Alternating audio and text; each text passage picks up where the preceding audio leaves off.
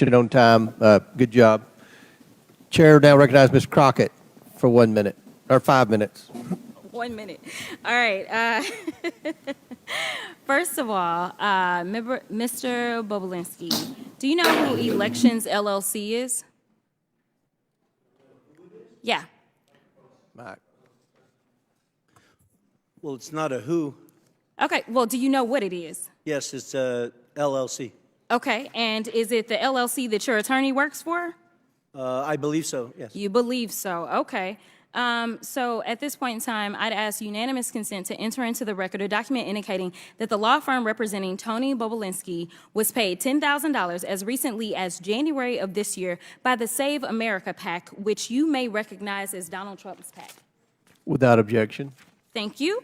Now, so far in this hearing, it has felt like the worst episode of The Apprentice. I'm sure you're familiar with that show. It seems like my colleagues and maybe you and some others are trying to become the next vice president of the United States of America. You're auditioning or something like that because, Mr. Bobulinski, I know that you take exception to the fact that your credibility has been called into question over and over. But when someone comes to testify under oath, whether it's before this committee, behind closed doors, or in person, then we have to evaluate someone's credibility. And, sir, I definitely have always had issues with your credibility, as I know that you are very well aware of. So let me remind you of what happened behind closed doors. Well, you should ask Ro-Khanna about my credibility. I haven't asked you a question. Okay? You are? When I haven't. So when I ask you a question, that's when you answer. Otherwise, I'm talking.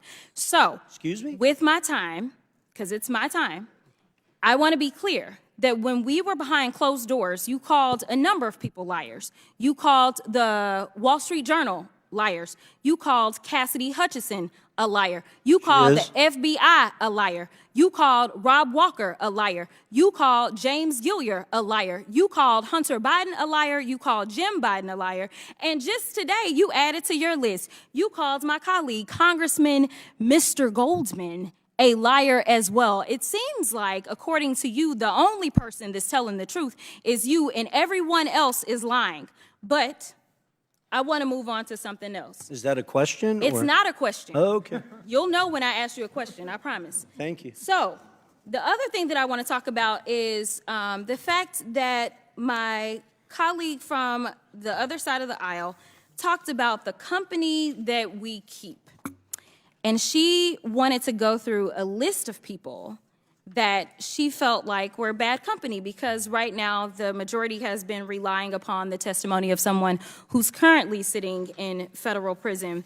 And we know that your company is the company of somebody who's been found liable of fraud, as well as defamation, as well as sexual assault, and for whatever reason can't pay his bills at this point in time. But I'm going to ask Mr. Parnas, so this is a question to him. Are you aware if Trump had any associates that have been found guilty of anything? Yes, lots of them. Lots of them. Me included. You included. Okay, so when you were called here to testify, you weren't called here to testify for any other reason than to tell the truth. Is that correct? Yes, Congresswoman. Now, we started this whole sham off because of the 1023. And that was debunked by you, was it not? Yes, Congresswoman. Way before we started this impeachment inquiry. And you mentioned a number of times this guy by the name of Rudy Giuliani. Yes. Now, you know, everybody is so stressed about the fact that Hunter ain't here today. But, you know, Hunter came and testified behind closed doors for over 6 hours. And every single one of them, they weren't limited to 5 minutes. They could ask whatever they wanted to. And there's a full transcript of his testimony. So I don't know what else they wanted to do besides the fact that they wanted to put on the show. But let me tell you something. This whole thing is based upon something that Giuliani came up with. Yes. And we tried to subpoena him that's what I remember. If anybody else remembers. We asked. We said, hey, we should subpoena Giuliani. But, you know, kind of like when we were trying to get his cell phone, they shut it down, right? Like, they don't want the facts. But you would agree with me that considering the fact that you were working under Rudy Giuliani at the time that you went over to Ukraine, that he has maybe some valuable information that he could offer this committee as to whether or not there's anything that we should be investigating in the first place. Absolutely, Congresswoman. I wish that this committee would subpoena Rudy Giuliani, put him under oath alongside me to get to the bottom of the truth of what actually happened in Ukraine and to the manipulation that Trump and Giuliani and the team went to do. I agree with you, but somehow it doesn't look like we're going to get there, and I thank you for your time. With that, I'll yield. Time's expired. Chair now recognizes Mr. Biggs from Arizona. Thank you, Mr. Chairman. Mr. Galanis, on May 9th, 2014, you received an email from Devin Archer confirming, or you wrote an email. Was involved in your business venture related to Oneida Holdings and Hunter Biden. So I want to drill down on the crux of what your testimony is. Oneida Holdings is the business venture that you are referring to, correct? When I'm referring to what?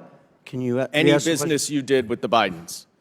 question? My reference is the Sinohawk Holdings LLC, and Oneida Holdings LLC own 50% of that. Right. And Oneida Holdings was the 50% that was on the American side of that Sinohawk deal, right? It was the 50% that was the Biden side of it. Some of the, James Gilliar is not an American, so. Sorry, fair enough. And it was a joint partnership memorialized in an incorporating document, correct? And it had equal shares divided among 5 partners. Is that right? Well, I can't. Well, Are you asking me about what you're holding up? Because you're sir, was it an equal? Were there equal 20% shares among 5 partners? in what? Oneida Holdings. In the final signed documents? Yes. Is that what you're asking me? Yes. It is? It's not complicated. Well, it is because.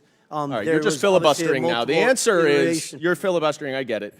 That there were 5 partners: Hunter Biden, Jim Biden, Rob Walker, James Gilliar, and you. Each owned 20%. Do you? Well, they didn't each own. Their LLCs owned it, which is a material Do you difference. see Joe Biden or an LLC related to Joe Biden on this? I don't know if Joe Biden owned any of Jim Biden's LLC or Hunter Biden's LLC. I'll leave that up to the committee. Okay. And do you know when this agreement was entered into? The poster Take it board that down. you're holding up or the actual legal document that was signed? The agreement, sir. The agreement. The agreement was signed May 22nd, 2017. Who was the vice president then? May 22nd, you said? I think it was Mike Pence. And who was the president? Donald Trump. Okay. And when did you first meet Hunter Biden? I first met Hunter Biden in early 2017. When?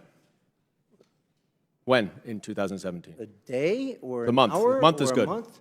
I believe I briefly met him in New York, but I spent the first meeting I had extensive time with him was in early May 2017. Okay. And that was around the same time that you had those 2 meetings with Joe Biden, right? It was, but prior to that, I had numerous So, look, discussions you have with said, Hunter. you have said I had that- lawyers Sir, working through the documents that you're Can I asking. please reclaim my time, sir? As I Okay. said, we have to move quickly here. Unfortunately, in your testimony earlier today, one of my colleagues asked you about that meeting at the bar, 45 minutes to 60 minutes. And you were also asked about that in your transcribed interview, and in neither of your answers did you mention any discussion that you had at that meeting with Joe Biden about the Chinese business venture. Yet, in grandiose terms here today, you have declared that Joe Biden was involved and that you have mountains of irrefutable evidence to support it. So let's look at the mountains of irrefutable evidence. You provided the committee with a screenshot of a text message that is between James Gilliard and you, dated May 11th, 2017. You see this? I don't know if you can see it. If you can't see, it's just you and James Gilliard, though, right? You remember this text message, I'm sure. Generally, yes. All right. And in it, Gilliard writes, "Man, you are right. Let's get the company set up, then tell H and family the high stakes, and get Joe involved." And 2 days later, Mr. Gilliard sent an email to you, CCing Rob Walker and Hunter Biden, in which he suggested a division of the company and included a proposal of, quote, 10% held by H for the big guy, question mark. You remember that, right? The infamous email with the big guy? Yes, Yeah. I do. Did anyone ever respond to that email? Yes, they did, numerous times. Sorry. Did Hunter anyone Biden ever- himself excuse me, did. Excuse me. You're right. Well, no, I Did think anyone that's e- important because Sir, Hunter did anyone Biden has ever claimed that he didn't Can you answer my respond to it, questions? and he responded to Okay. it, I believe, You're just 3 going to times. filibuster. I reclaim my time that's running out. But I will say, no one responded to the big guy reference for 10.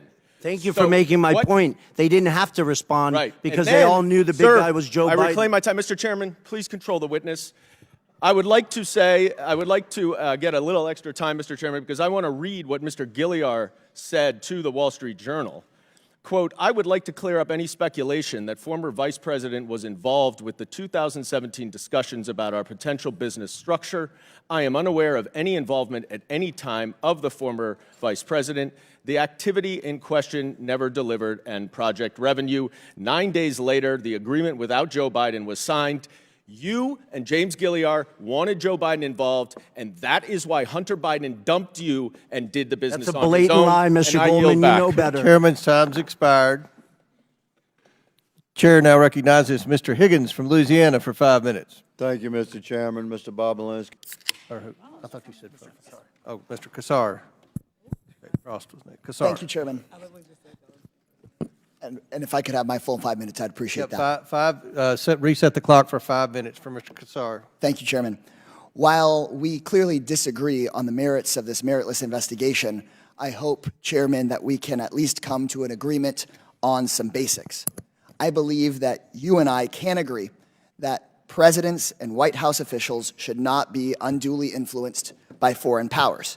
So, Chairman, I'd be happy to yield to you briefly for a yes or no. Can we all agree that White House officials should not be bribed or unduly influenced by foreign actors? It's your time. You can ask. We have witnesses I here. would assume that you would agree. We have witnesses. If you want to ask the witnesses question, or you want to waste time with me, I'm not wasting time with you. I think that we've been disagreeing all day. I hope we can come to an agreement that White House officials should not be bribed or unduly influenced by foreign powers. I think you and I agree on this point. I see you nodding your head. I assume that that is a yes. I'm glad that we can work as an oversight committee on investigations, do the work we need to do, and make sure that no one in the White House has betrayed the public trust. We've spent countless hours talking about Hunter Biden, investigating every single person it seems like he's ever shaken hands with. We've not found a shred of evidence that connects it to the President of the United States or anyone with any say over U.S. policy. But someone who has worked in the White House did accept money from a foreign power. Donald Trump's son-in-law, Jared Kushner, received a staggering $2 billion from Saudi Arabia for his brand new private equity firm. And while Hunter Biden never had any say over U.S. policy, Mr. Kushner got this $2 billion 6 months after working in the White House as a senior advisor on Middle East policy.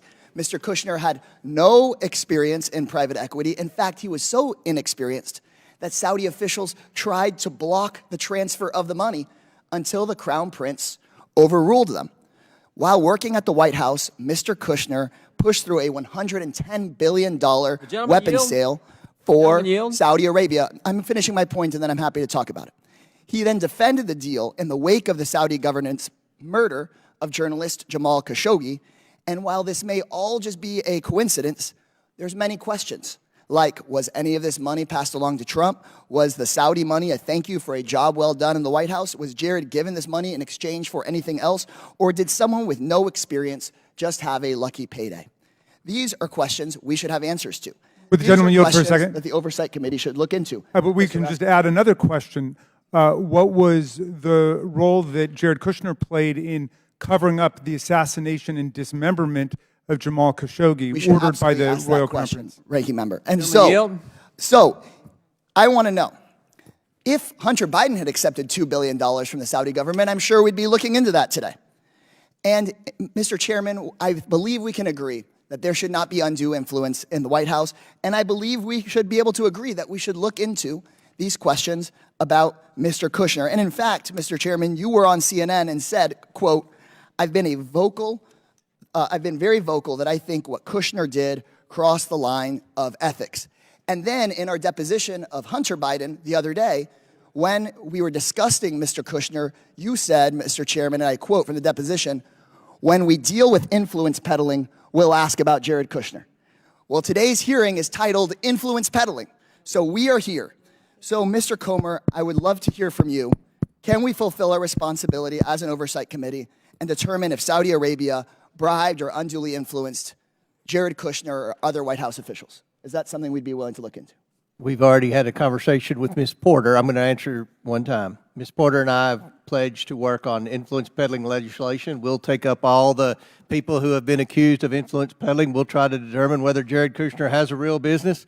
We haven't been able to find a real business that the Bidens have had yet. Now, just still your time, Mr. Clark. So could we expect to subpoena Mr. Kushner's correspondence with the Saudi government or his firm's financial records or financial transactions between Mr. Kushner and his father-in-law? Is that something that we would consider doing as part of that hearing you just discussed? What was the question?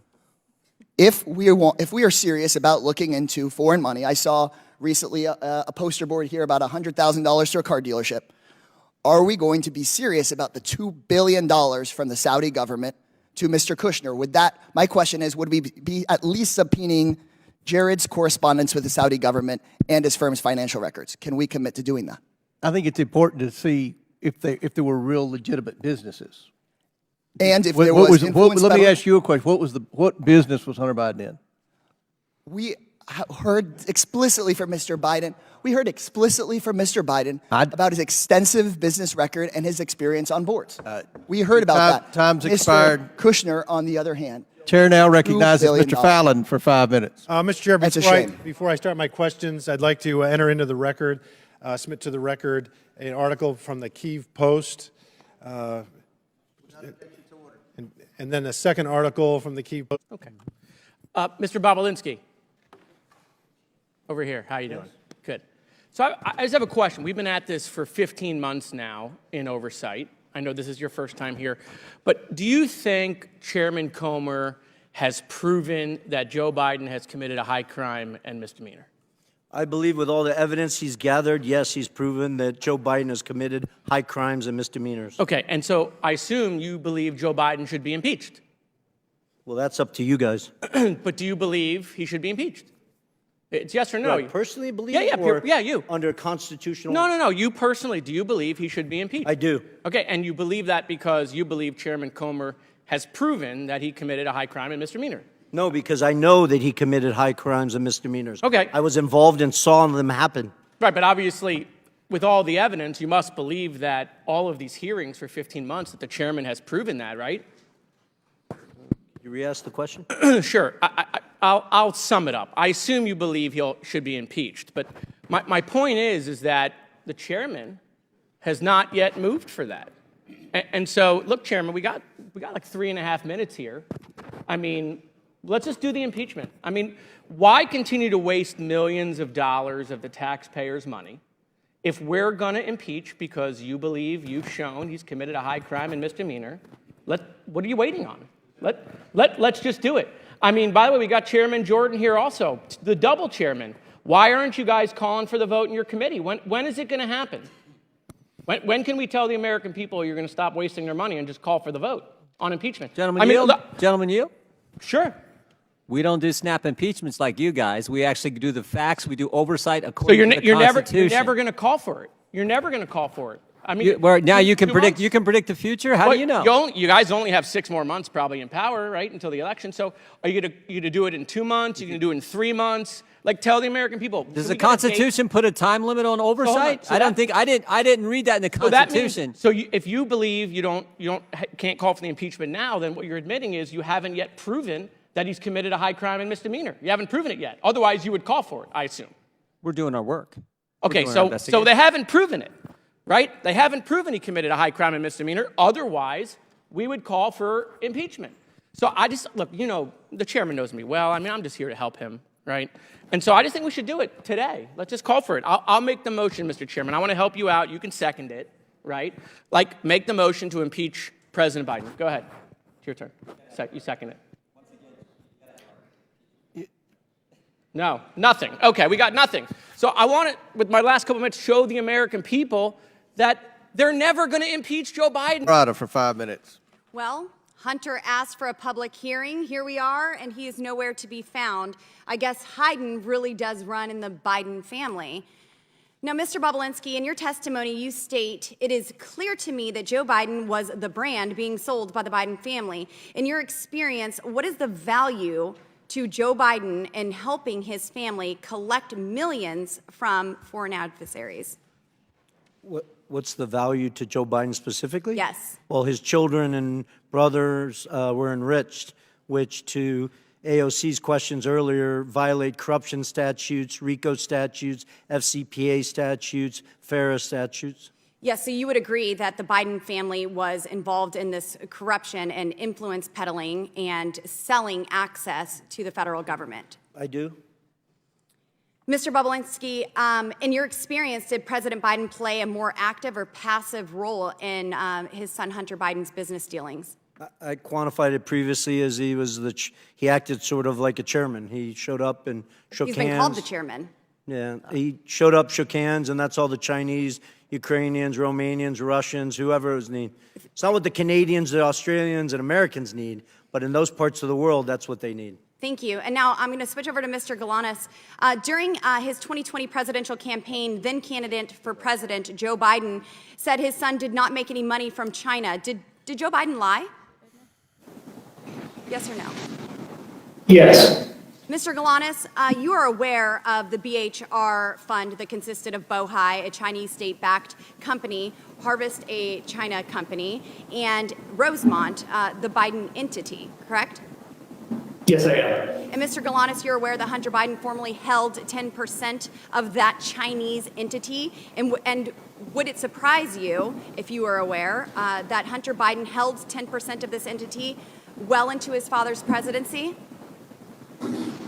You know, I'm aware that it was founded as a business that he owned 50% of 20% or 10% directly from the outset, from early on in 2014. And would it surprise you, Kevin Morris, Hunter Biden's fake attorney, has testified that he now holds that interest?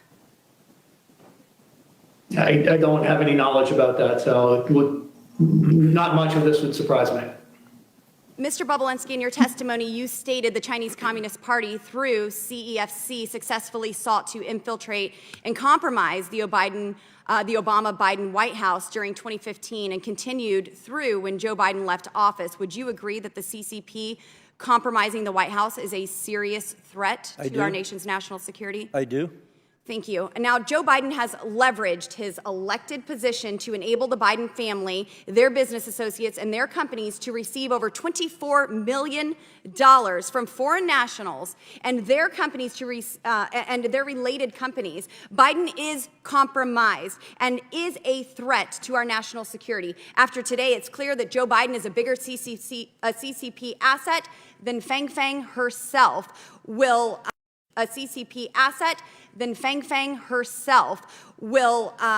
we ever come to the agreement that it is far time that Congress holds the resident of the White House accountable for selling out the American people? Unfortunately, my colleagues to my left have a highly coveted made in China product, a brand, if you will, and that is Joseph R. Biden. Mr. Chairman, I yield the remainder of my balance to my friend from Florida, Matt Gaetz. Mr. Parnas, how much time did you spend in prison? 4 months. 4 months. But you were indicted for crimes that could have resulted in you spending 50 years in prison, right? Right, they were false crimes. The judge saw through it. Well, you went to trial and you were convicted, right? I went to trial, correct. And the crime was that you were trying to acquire marijuana licenses, and you took money from a Russian oligarch, and you tried to use that money to go give political donations and do what you had to do to acquire marijuana licenses. Is that about right? That's what the crime was. That's what the indictment was. Yeah. Right. So it sounds like everyone here today, the only one working for a Russian oligarch was you. Right? I mean, yeah, it was. I just heard you. It's public information. Yeah, no, I just heard you wax poetic. I got paid $200,000. You know how much I got paid. You were really worried about our democracy, and you were here to warn us. But you were working for a Russian oligarch, wanting to get marijuana licenses, but then you didn't even do it. The fraud you committed against the Russian oligarch was that instead you spent the money on yourself. So, like, was No, that what you that were was not the doing to fraud. fight No, against that was not the Russia's fraud. aggression? That's a lie, Just taking Congressman their Gates. money? Well, that's what you were convicted of. No, But instead of spending 50 years in prison, you got 4 months. As this hearing continues, I look forward to hearing what Mr. Galanis thinks about how he was treated by the DOJ for telling the truth, as opposed to how you're treated for lying. The DOJ didn't listen to the truth, because if they would listen to the question- truth, you the guys would've question been Mr. all in Gates jail. had is They didn't for wanna hear Mr. the truth. You can't handle the Galan- truth, Matt Gates. Look, well, the truth for you is taking money from Russians to buy marijuana businesses and then going to jail and then coming here to lie about Trump. You should know better than anybody what Gentlemen's what time the has DOJ is expired. about. Chair You now- should know better than anybody. Gentlemen's Congressman. time's expired. Chair now recognizes Ms. Tlaib from Michigan. Thank you so much. It's so exhausting. This is really incredibly exhausting, and I can't imagine our residents sitting at home. I still, every time I look up and I see our former chairman, forever chairman, Elijah Cummings, our first ever hearing in this room was about the high cost of insulin. I think one of the first witness was a mother of twins who had to ration her insulin and lost a child because she couldn't afford it. I still remember our previous chairwoman who really did a phenomenal job continuing to talk about the opioid crisis and how the Sadler family was part of a criminal scheme to increase addiction among family members, people just literally losing their family members because of profit, because of folks that were literally drug dealers in suits. All of that to say is this House Oversight Committee, from our committee hearings on the Postal Service, which really matters to our constituents, the high cost of prescription drugs, the housing issues, the number of struggles and challenges of everyday Americans. And I say this sincerely. I know you held up, but sincerely, because what a waste of time. What a waste of time. Just even some of the colleagues of my folks here continue to say this is a waste of time. I mean, Representative Niels said, quote, I don't think we have the will to impeach Joe Biden. Just for the record, impeachment isn't something you have a will to do. It's something you have to have evidence to do. Which brings me to next, you heard about Rep. Don Bacon, who said, when the staff tells you that they can't identify a particular crime, there's a problem. That's a problem. I mean, you can go on and on. One top Republicans admit that there's no conclusive evidence of impeachable offense that shows Biden acted improperly while in office to enrich his family members. I mean, it goes on and on. Former Oversight Chair Darrell Issa, who serves on Judiciary Committee now, said, I think he goes on and says, there's no clear sense of where the impeachment inquiry is going. It goes on and on. I mean, look, you all, this is an incredibly important committee. We could be doing some phenomenal things and holding currently the Biden administration a number of issues. Like, I want to know about the American Rescue dollars and where that money is being used. Is it being used towards public health? Is it being used towards the crisis that continues to happen in many of our families being impacted by long COVID symptoms? I mean, these are things that we could be doing right now in this chamber. We're not. We're doing this over and over again, and it's a waste of time. I literally, every time I talk to my constituents about this, they don't bring this up. They said, God, when is this going to be over with? I tell them, my colleagues do not know how to lead the campaigning at the steps of the Capitol. When we come in here, we have to literally put that aside and work for our constituents. Work on getting some sort of understanding where we can prioritize making sure that we have access to clean water. What is going on with the lead abatement program within the administration? Talking about the specific challenges that we continue to see in our healthcare system. All of that. Again, we can hold the Biden administration together, Mr. Chairman, on a number of issues we can see eye to eye on, and saying we need to use this committee to open it up to be the watchdog committee that we are. Instead, we really sincerely are wasting the time of the American people doing this. This is awful. For them to see us going back and forth like this, it's so disenchanting for them. And you all wonder why the numbers out there of favorability towards Congress is so low. They really have no faith in us because of this. This is the kind of stuff we do. When literally my folks are literally fighting for the right to breathe clean air and to fight to sit there and figure out how they're going to afford asthma inhalers. Yet we're here wasting the people's time. Will the gentlelady yield? Yes, Mr. Chair, and I say this out of somebody that's a social worker at heart. We could do so many things in bipartisan in this committee. I know it. And I think we're right now really missing out an opportunity to do that. We really are. Ms. Tlaib, I yield to Mr. Well, it's for a question I just wanted to ask you, because you have had tremendous success in trying to clean up dirty water across America. We can actually get things done, right? Absolutely. And, you know, I know my colleague on the other side, we all have the crisis of the clean water crisis. We could literally bring in folks in the EPA, bring folks into this chamber right now and ask, where is the Biden administration on the development of their lead abatement initiative? These are the things that I think very much many of my mayors, my local electeds, many of the state folks are asking. What can we do as members of Congress to basically have more transparency in where the priorities are? But again, I really say this sincerely to all of you. We can do better. We deserve to do better. I remember Chairman Cummings constantly reminding us that we can be better. Gentlelady's time's expired. Before I recognize Representative Fry, for what purpose does Representative McClain seek recognition? I'd like to enter something in the record. My friends on the other side of the aisle are